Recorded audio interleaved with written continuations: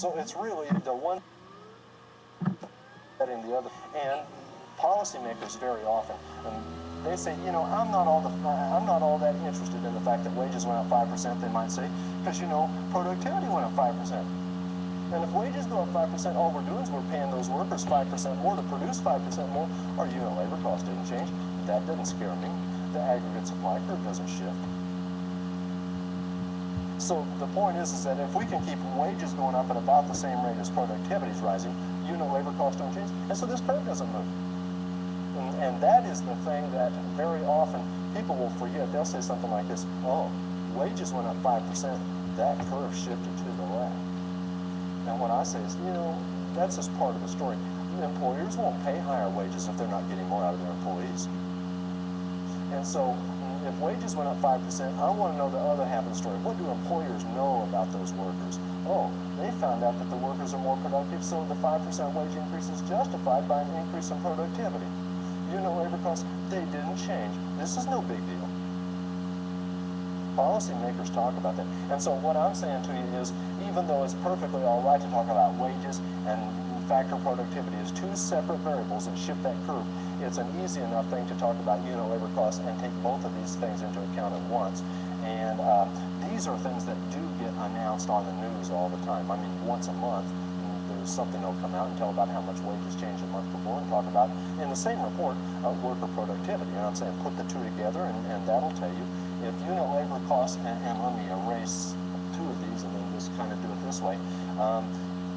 AS2 unit labor cost down, wages increase less than productivity increase. There we go. So if unit labor costs are declining, we've got a greater aggregate supply, and vice versa. I won't draw the other and put the labels there, but you get the idea.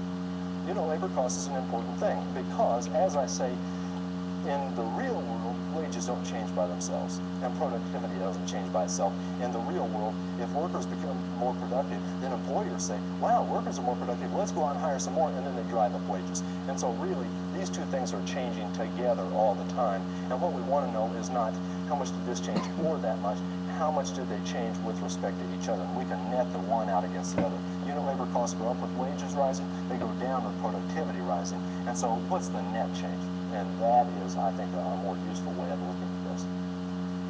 Okay, and number, do I have something left? It seems like I do. Yes, I do. One more thing.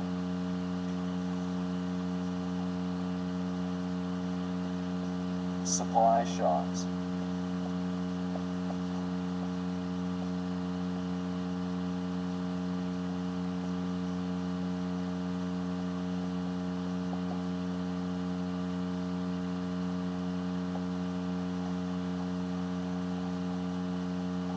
Last thing on the list, let me just show you. This is a very simple concept, and it'll just take us a second to get through it. A supply shock would be something like, let's say we have hailstorms every place in the United States, and it just comes down and just beats all the wheat and the crops and so forth at the end of the ground and just kills it. That would be a supply shock, an adverse supply shock. It would shift the aggregate supply curve to the left. AS2. How about you've heard about these big hurricanes that sort of come along the East Coast and just sort of rake one state after another and destroying property and houses and crops. That's an adverse supply shock. But by a shock, what we mean is it's got nothing to do with the operation of the economy itself. It's something coming in from outside and just landing on us. If, let's say there's a meteor that falls onto New York City and destroys New York City, and a big cloud, you know, covers, I don't know, the whole world, then world production would go down, we'd have an adverse supply shock. A beneficial supply shock works in the opposite direction. Let's say that somebody just goes, wow, I discovered a new way of pumping oil out of the ground, and now we can pump twice as much as before at no cost. It's just free.